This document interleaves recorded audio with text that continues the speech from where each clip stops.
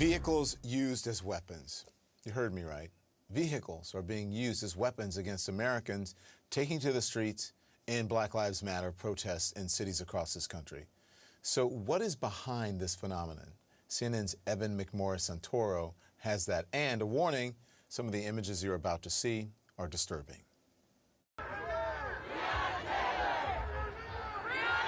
Everyone gathered around 7 p.m. They start marching around 8 p.m. An hour later came a terrifying moment. They, surrounded the vehicle to try and get it to stop, and the truck then accelerated, and the woman who was directly in front of it was swept off of her feet. Christian Monterosa, a freelance photographer, captured it all. You go into this fight or flight sort of reaction, right? You see this very gruesome thing happening where, a large vehicle is basically driving through a crowd of people. It feels very surreal.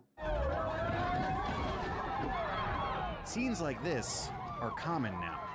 Ari Wheel is a PhD student at the University of Chicago.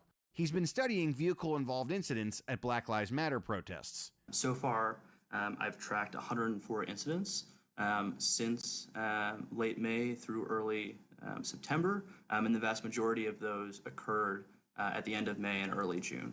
Charges are not often filed, Wheel says, and it's not always clear what motivated the driver. There are a few different types of people behind the wheel. At one end are the true clear extremists, the card-carrying members of extremist organizations. A step down are those who are yelling slurs and are clearly racially motivated. We also have some non-racially motivated ones with just angry drivers. And then there are true accidents, like someone whose GPS brings them into a protest. But Wheel says there are people who like to see cars running protesters down. There's an online environment encouraging these incidents. Memes about using cars as weapons have spread on the right. Remarkably, some even celebrate the killing of Heather Heyer in Charlottesville, Virginia in 2017. Some conservative lawmakers have tried to pass laws that protect drivers who claim they're afraid for their lives. Those efforts have failed for the most part. But Florida Governor Ron DeSantis introduced new legislation this week.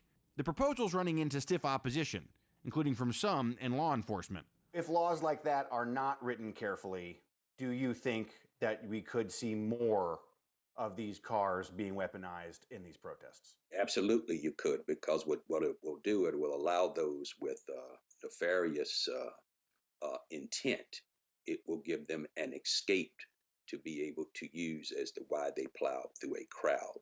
Despite the danger, Monterosa says he's seen no indication protesters will be pushed off the streets by fear. I think this only adds fuel to the fire. I don't think that this stops anybody.